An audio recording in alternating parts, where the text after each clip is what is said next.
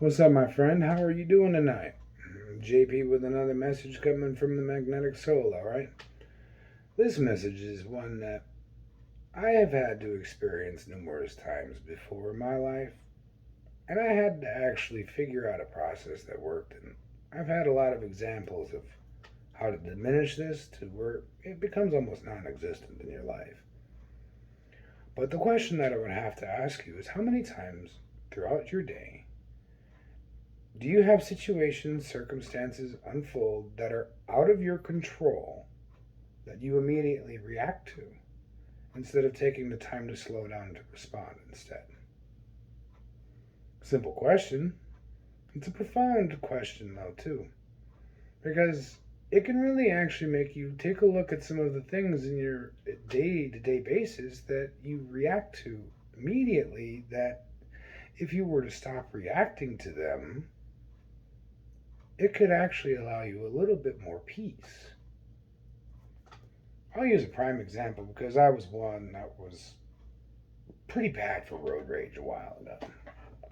I was kind of one of those that, it's my job. What I used to do for a living was I used to do inspections on behalf of the banks and the mortgage industry. I was out there on the roads taking pictures of people's houses all day long. So when I'm driving around all day long and I get stuck behind people that are driving slow, I get cut off by people on the freeway, or I just got people that want to ride my butt and smell my exhaust pipe and smoke it like a joint. I'm kind of sitting there like, after long days like that, you come home, you got that.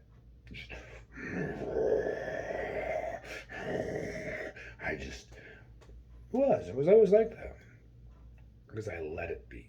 I reacted to it. Once I caught on to the reactions that I was giving myself, I stopped reacting. And I actually started paying more attention instead because there's certain signs, certain things that you pay attention that will give you clear indicators of what the other person is going to do. Clear indicators. So you can see them going to try to do something like cut you off or all this crap before it happens. And whether you feed into it or not is where the reaction to the response is.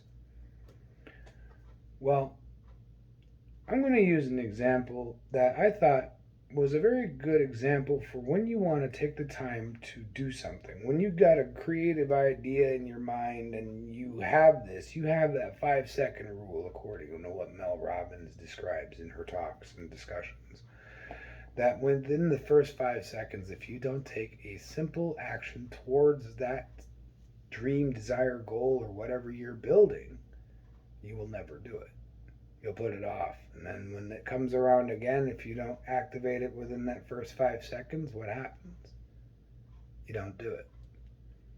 So I took that philosophy and I kind of used it in my road rage. And it was wow.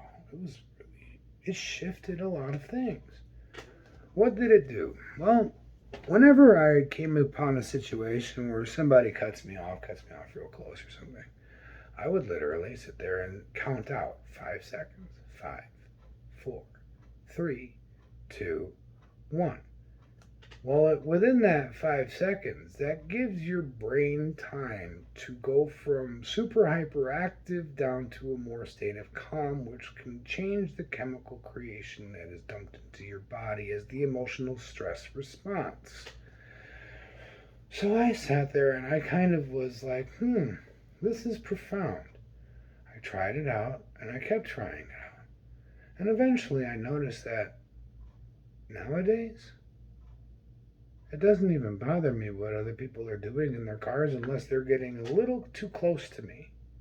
But for the most part, I've learned to adapt and understand that within that 5 seconds, and if the first 5 seconds don't work for you, take it up to 10 seconds.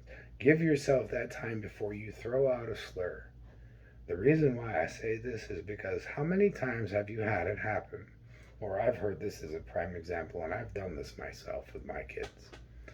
But you're sitting there driving along, going to the grocery store, doing something, and some butthead comes along and cuts you off and all of a sudden puts you into that fit of rage. Now all of a sudden you're sitting there chasing this person down because you want to give them a piece of your mind. And in the process of wanting to give them a piece of your mind, what do?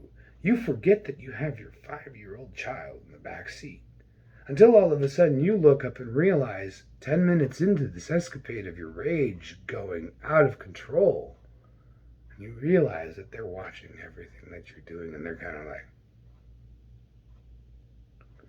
only to have it happen where a few weeks later you're riding in the car, you've got the little one in the back seat, and you've got your significant other in the partner's chair. Well, all of a sudden you're driving along and some douche comes along and cuts you off again. But now you know that your partner is right there and you cannot respond in any way because they will slap you in the next month. Right? All of a sudden, you're good. You realize that I gotta keep my mouth shut, gotta keep the mouth shut, gotta keep the mouth shut. Only to hear the 5-year-old go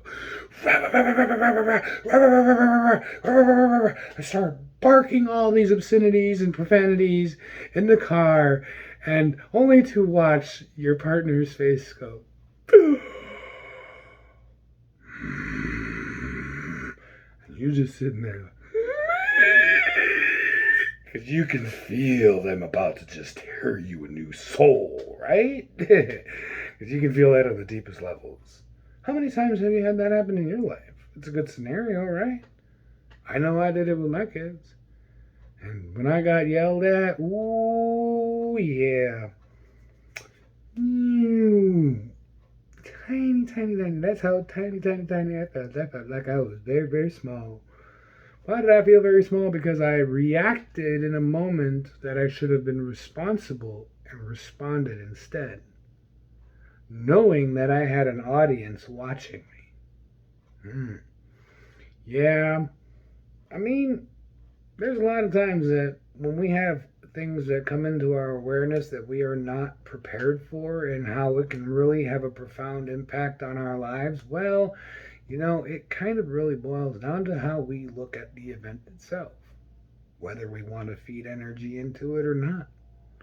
So if you feed energy into a situation that's negative, all you're going to do is continue to feed that fuel of negativity. And by the time you get to a place that you're like meeting up with friends, family, what does it do? It comes out. I mean, have you ever had that where you have one of those crappy mornings? Can't even get your morning coffee because you woke up late, you snoozed too many times, or you slapped the alarm off and didn't realize it, only to arrive to work late, to be greeted by your coworkers that seem to be in a relatively decent mood for that day, and you're just kind of like, rah, rah, rah, rah, rah, rah, rah, and you react to it because you're not ready for it. Well, that's what life does.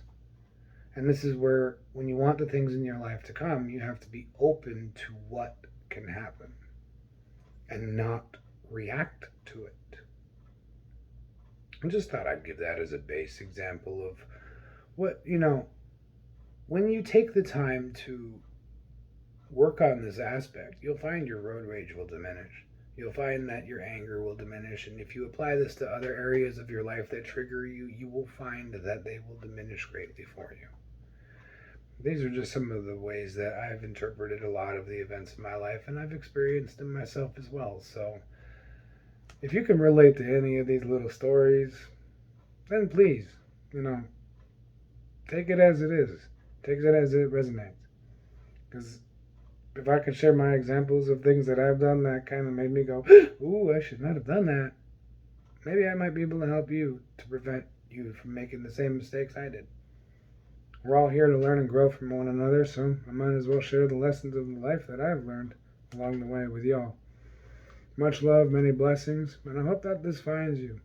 And when it does, I hope that maybe there's some parts in this that you can take away from it to improve your life too. As I said in the beginning of one of my videos, I said, I will not take the time to give you a turd covered in powdered sugar in the form of a brownie when at the end of the day it's only a turd. I will bake you a pan full of brownies and I will give it to you the way that you deserve it. Much love and many blessings, y'all. Deuces till later.